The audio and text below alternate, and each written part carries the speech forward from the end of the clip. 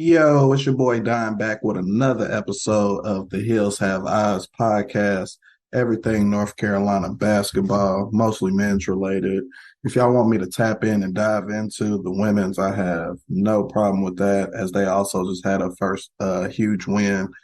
Um, First team, men or women's, to come into Cameron Indoor and actually win a game. So shout out to the Lady Hills for sure.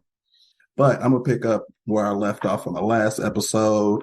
Also, we have a huge game tonight. Hopefully, I'll be able to be done recording before the game starts here at 7 p.m. Eastern. I am starting at 6:16 p.m., but I'm not gonna rush y'all. I got some news and some updates, of course. But we're gonna kick it off, and we're gonna start off with North Carolina versus Notre Dame. Yeah, that was the last game I left off on. We end up winning the game 63-59, win on the road, hard fought game for sure. And definitely kept us on the brink of potentially getting in the tournament. We're still on the outside looking in. So hopefully we keep this positive movement going forward. Diving into the Notre Dame game, it was a great game from start to finish. First half, they had us down 27-19. We came out in the second half pretty strong, and I love that.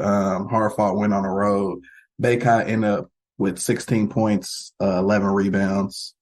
Pete Nance came out with 11 points, 10 rebounds. Leakey had 6 points with 11 rebounds. RJ Davis had 12 points, an assist, 8 rebounds. And Caleb Love had 16 points, 5 rebounds. The assist number for this game total was 8. I'm still kind of down on that. Definitely want that number to be in double digits, but luckily looking forward into the next game versus UVA, that number did go up, of course. As I mentioned, it was a hard fought game. Notre Dame's bench actually, I think, gave us more problems than their actual starting unit. They had two guys come off the bench and combine for 23 points. And they also played some big minutes, which was huge for them, of course. Uh, Notre Dame traditionally is a wonderful three-point shooting team. Luckily, they only made 7 out of 23. And, I mean, we were far worse. We were 2 for 23. Not sure why we kept letting them up, but it's part of Hubert Davis's philosophy. So it is what it is. We end up winning that game. I'm going to go ahead and skip forward to the UVA game because that one's more fresh in my mind, and I didn't want to go back and watch highlights of the Notre Dame game. But well-deserved win. Notre Dame put up a good fight. We had a comeback in the second half. Is what it is. Diving into the UVA game, Virginia game, we end up winning 71-63. Pete Nance, I love what I saw, my boy. You came out there and you was doing your thing.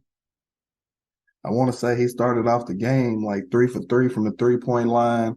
Mondo got in some foul trouble. Pete Nance protected the rim while he was out, and I absolutely love it.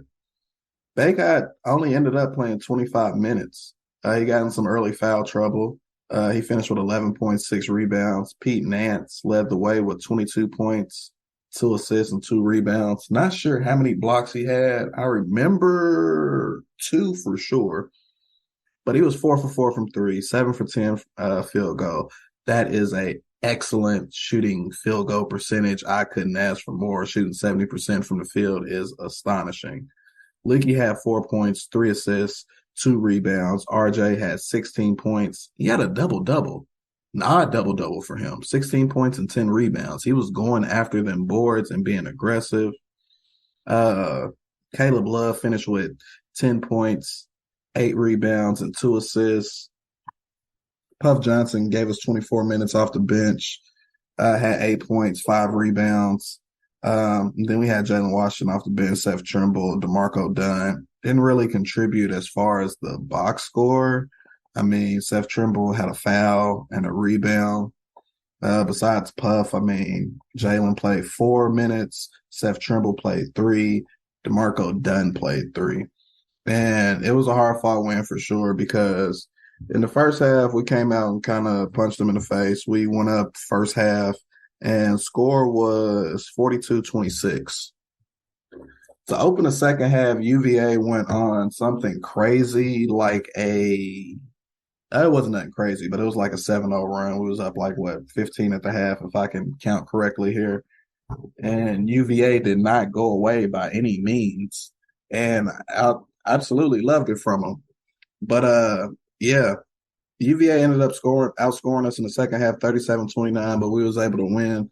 Diving into the box score a little bit more, I love the assist numbers from this game. We ended up with 14 assists compared to their 12. We actually, they out rebounded us 37-32. No, we out rebounded them 37-32. And we had 12 assists, they had 14 assists. So I had that flip backwards. My apologies. But got them in a little bit of foul trouble. As I said, Nance came out aggressive, and I love that. It just seemed like he was playing more free. He wasn't really thinking while out there. He was just going. And I want to say he was talking about he spoke with Hubert Davis before the game, or yeah, sometime before the game. Just talking about life, man. And sometimes, as a coach, you can't always talk basketball with the players, the recruits, and all that. There's life outside of that.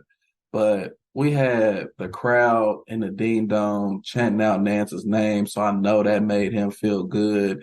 I know he was happy about it, and I know he was celebrating after that. Very huge for them, man. Very huge for us, and I love it.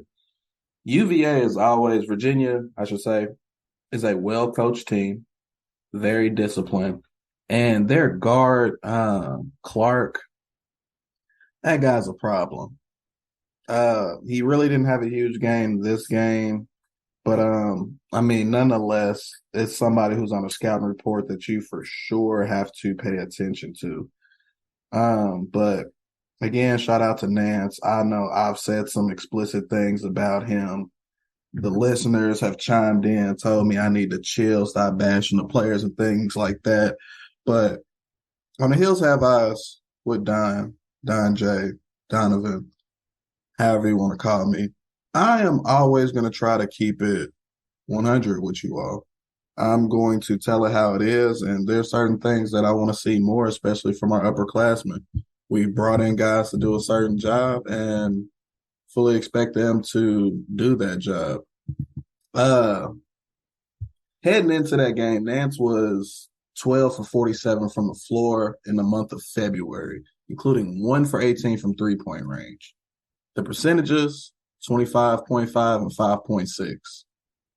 Nance has seen just 6 three-pointers fall through the cylinder the entire 2023. He missed some games, but still, it's a number I'm sure that had him in his head because, of course, coming from Northwestern, he was a primary scorer and getting up baskets, getting buckets.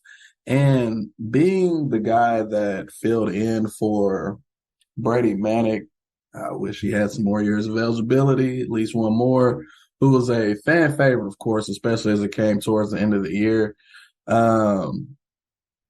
Nance just didn't really go into that mode. He's a different type of player. He's more mid-range in, while Manick, I mean, he's comfortable getting buckets everywhere, and he's more of a pure shooter, of course.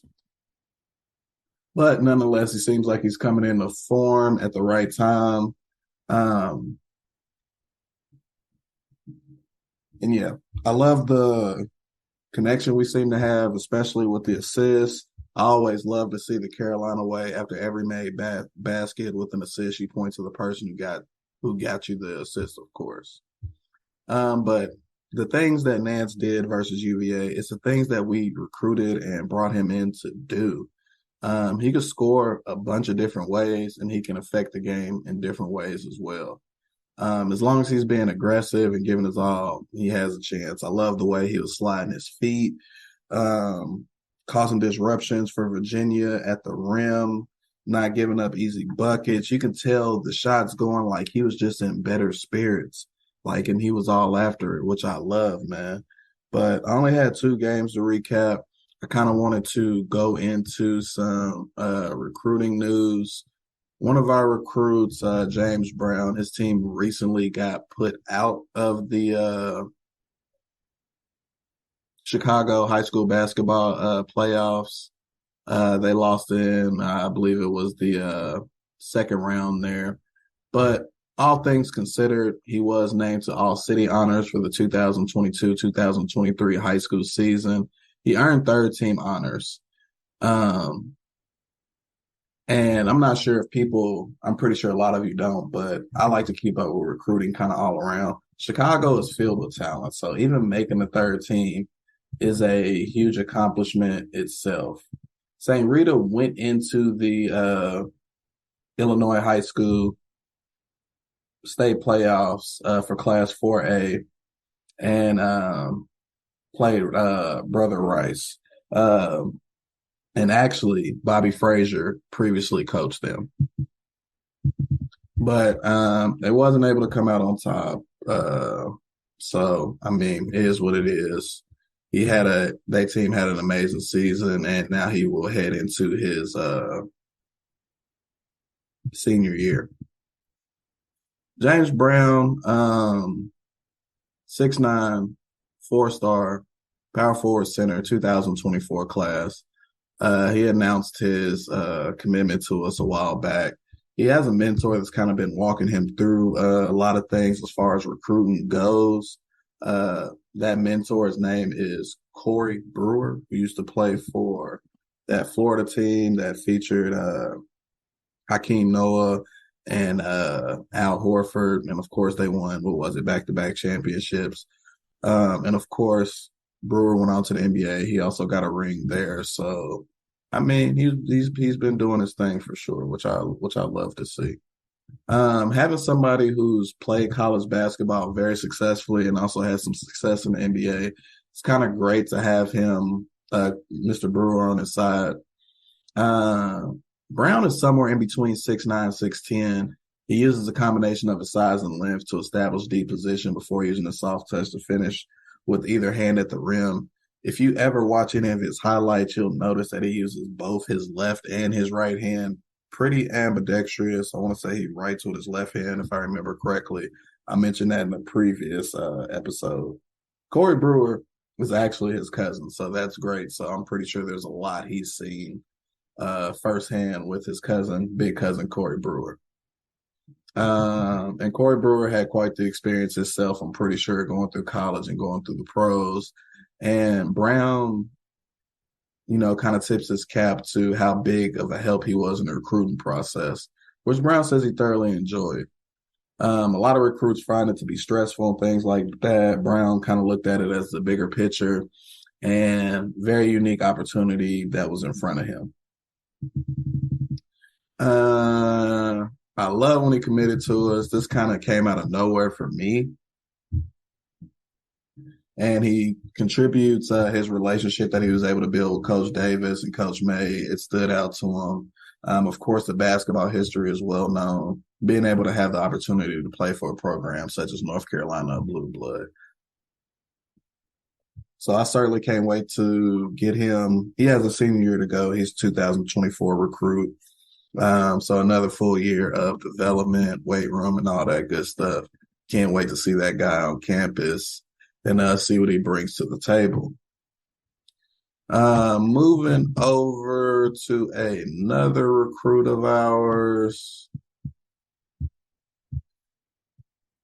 Elliot Kadu, number 1 rated point guard in the class of 2024. He could reclassify to 2023. It's kind of depending on who leaves and if he feels he's ready and things like that. He's going to be playing for the international team over in, I believe it's Sweden. But yeah, so I love the experience he gets. He's more known as a passer, and the more that I dive into his actual highlights, I noticed that he is pretty darn athletic. I wouldn't say he's a Cole Anthony. He's somewhere in that range of like Kobe White, and he's an excellent shooter, of course, as well. So if you haven't had a chance, please take the chance, watch some of his highlights, see the leader he is, see how he sees the floor. He's always looking a step ahead. Seems like he's always a play ahead, a step ahead when it comes to distributing the ball. And we haven't had anyone like that since, let's just go ahead and say Kendall Marshall. So that'll be great, especially for our bigs and setting up everybody else on the court. And he can set up his own shot. He can get buckets, but he's more of a passer. Moving over to Ian Jackson, I got to see him battle. Well, I watched the highlights of him battle another 2024 combo guard, Mr. Boogie Flynn. He's not too far behind him in the recruiting ranks. Ian Jackson is currently number 2. Boogie Flynn is somewhere like, I want to say between 5 and 10 somewhere. But definitely look forward to him, 5-star shooting guard.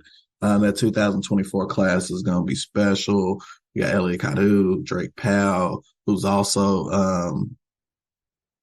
in the high school playoffs. They just had a big win themselves. And currently we just have the top ranked 2024 recruiting class. I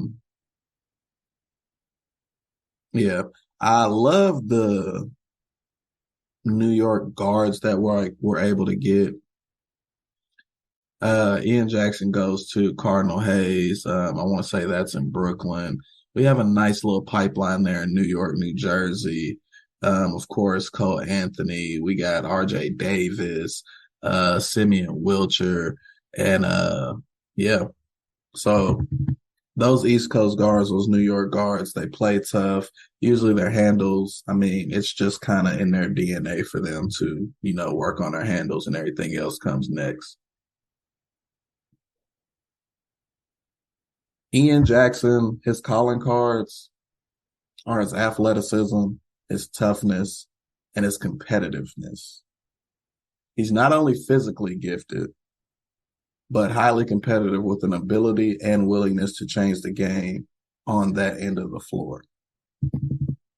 I can't wait to see him on several fast breaks in that Tar Heel blue. I can't wait to see Elliot Kadu set him up, throw the pass ahead, or just simply running the offense.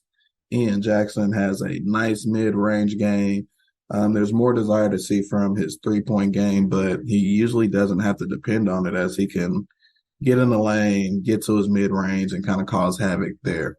He sees himself fitting in great. And, of course, Hugh wants him to be able to display all aspects of his game, show that he can defend, facilitate the ball, shoot and play in the post a little bit, all that kind of stuff. And, of course, with our North Carolina style, you're just kind of free. The offense, it has no restrictions, but in a good way, of course. So being able to play his game, Ian Jackson, he should feel completely free and completely comfortable. He also has a great relationship with Hubert Davis. It goes beyond basketball. He got to know Big Hugh as a person and got to know his family. A little more intimate than basketball, as he described. And that was probably the best part about that for him. He got the chance to build a better relationship with Hugh and the coaching staff. And it contributes that real connection to his announcement and just kind of wrapping things up. Being able to meet every coach and be in different places and experience different things and different atmospheres was also a plus from him. He appreciated all the schools that he took official visits to and all that stuff. He enjoyed all his visits. But he only officially visited 5 schools, which was UNC, Arkansas, Kentucky, LSU, and Oregon. And he was offered by several other premier programs in college basketball, such as Kansas, Duke, UConn, and UCLA. So huge recruiting win for North Carolina and Hubert Davis. He loves the family atmosphere. The whole coaching staff played in North Carolina, so everyone's familiar with the program and the culture. And he just thought it says a lot about UNC that all the former players and coaches came back to schools for their careers. So great thing. Also, he has a good friendship with RJ Davis. They talk quite a few about the experience stepping foot in Chapel Hill. on campus and how everything is played out for him. Kind of gave him a breakdown of what it's going to be like and what to expect, how to carry himself once he got there, what's he appreciated, and all that good stuff. One thing I look forward to, again, is him playing with Elliott, five-star point guard 2024 class. He's very excited to play with him. They got a small relationship right now. They do talk a lot. Um, and the first time he'll probably be able to get to play with him is in college. So I hope they will be able to find some other chances to play together, where it be some pickoff in the downtime or whatever it is. And ultimately, everything just feels right to him. As far as like who he resembles or like compares himself to, it's kind of hard to mold him into like one former player, but he's a two guard for sure. Looking into some other things, I don't want this to be extremely short, but yeah, 2024 class is loaded. Another recruit of ours, Jaron Stevenson. That's a five-star recruit for the 2024 class, formerly a teammate of Drake Powell, who's in the 2000 and is he 2023 or 2024? 2024. Yeah, I hope we're able to get Jaron Stevenson, big body, 6'10". He'll continue to grow and all that good stuff, and he'll be a solid wing protector. The 2024 class, there's still some spots to actually be filled. We could see Jaron Stevenson, of course, and then the guard, Boogie Flan, who I was talking about in that incredible game, that incredible matchup he had with Ian Jackson. There's a chance that, I mean, we could see both of them together play. When Ian played against Boogie Flan, Cardinal Hayes squad, they end up defeating Flan's Art Bishop, Stepanock team 74-68, and that was back on February 14th. Jackson scored 35 points in the win. Flan finished with 27. There's a highlight reel on that game on YouTube. Go ahead, check it out. Very early on, it looked like Flan and Archbishop Stepanac was getting the best of them. And Ian just kept going. You seen the intensity. He didn't give up. He kept going to his spots, kept getting his and ones, kept getting the fast break dunks and all that good stuff. So incredible to see from them. More so talking about us being on the brink of the tournament. We have Florida State tonight. They're 9-20, so this is a must-win game. It is on the road.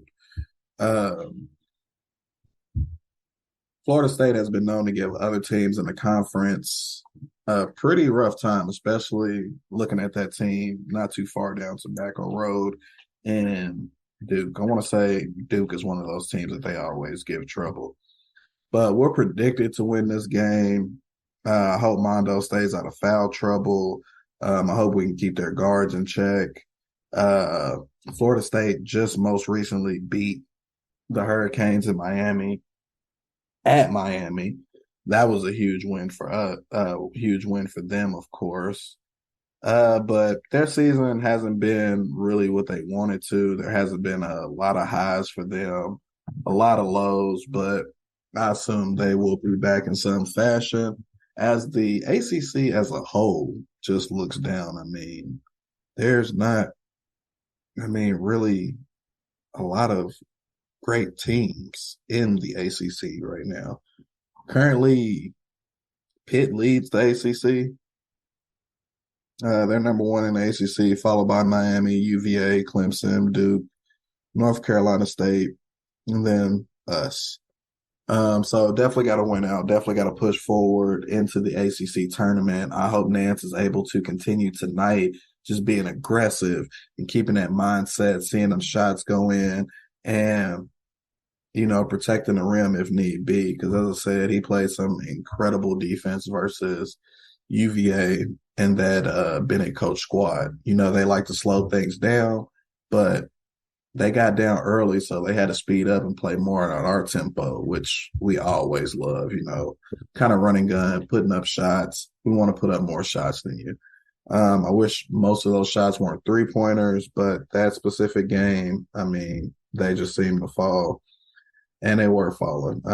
As far as the 3-point range again for that UVA game, they hit 4 out of 12. We were 10 for 22. So shot 45% from three, 46% overall, while they shot 39% overall and 33% from 3-point range.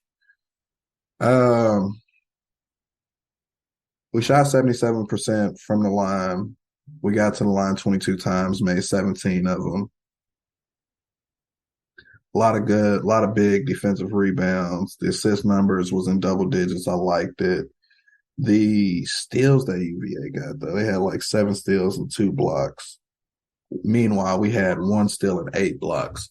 I'm not sure I've seen a block number in our box score this high all year. And that was just wonderful. Total turnovers for the game was 12. Definitely, we always want to see that go down. Our largest lead in the game was 17. Overall, we ended up winning by, what was that? 8 points. So big win. Our first quad one win of the season. And as I said, we got to continue. We got this Florida State game. And then, of course, we got Duke coming into the Dean Dome not too shortly after that on March 4th, which we'll definitely need to win that game to create positive momentum going into the ACC tournament.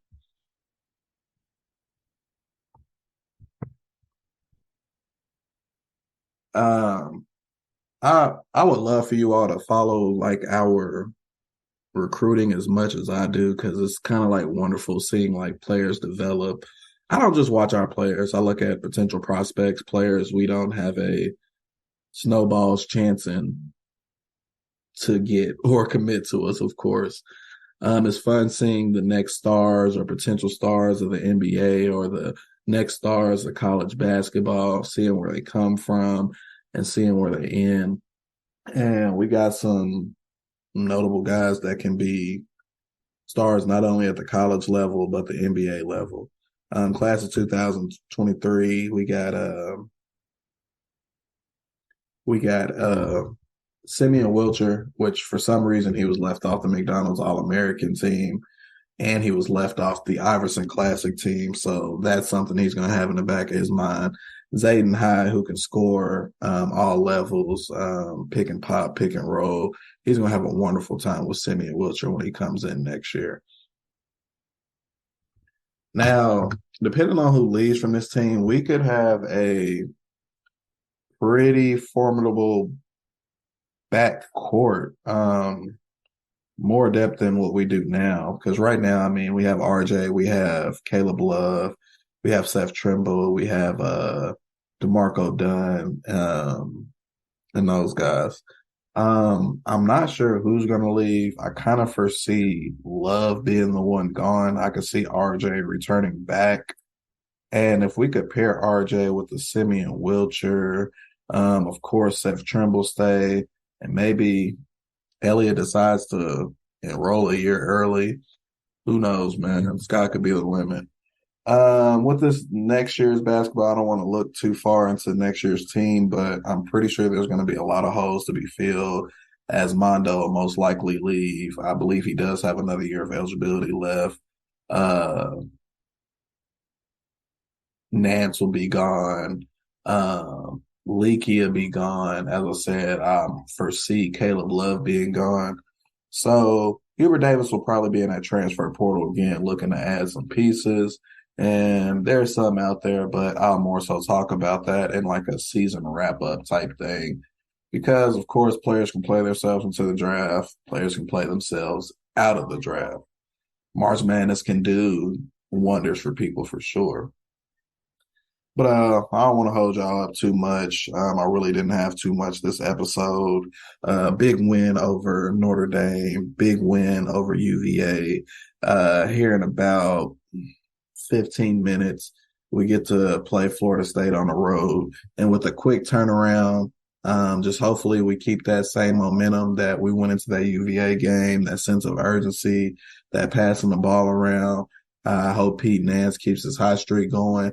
And I kind of hope he catch fire, kind of like how Brady did towards the end of the season once Darson Garcia kind of checked out from the university due to the family issues and all that, and kind of created more space and more time for Brady Manick. Mondo, stay out of foul trouble, man. There was some silly fouls I don't like to see you get. You're a beast. You're a monster, man. Give me, I don't know, 25 and 12 plus tonight, man. I want to see you get back to the double double. I want to see you get closer to that record. I want to see you keep extending that record, I should say, as far as double doubles and leading the team all time in rebounds. Very shortly here, I want to say it's very possible this game versus UVA, he'll be able to even surpass Jordan, of course, Michael Jordan in all time points. Of course, Jordan didn't play as many years as Mondo, but an incredible feat in itself. But again, this is Don with another episode of The Hills Have Eyes. I would love some of the fans to join in on the show. I can send you invites. We can link out. I'll make it convenient for you. Any questions, any topics you want to discuss, or if you just have topics that you want me to discuss, I have no problem going over that as well. So again, we got Florida State Seminoles tonight at Florida State, 7 p.m. Eastern tonight. Got about 14 minutes now, and I'm about to go ahead switch over to the TV, make me and a little 7-year-old boy some cheeseburgers and stuff, man, so we can sit here and chill out. I hope we can come out because if we lose this game, I mean, honestly, we're probably going to have to win the ACC tournament to get into the NCAA tournament. Regardless, I'm going to watch my team through season end, and I hope you all support the team through season end as well.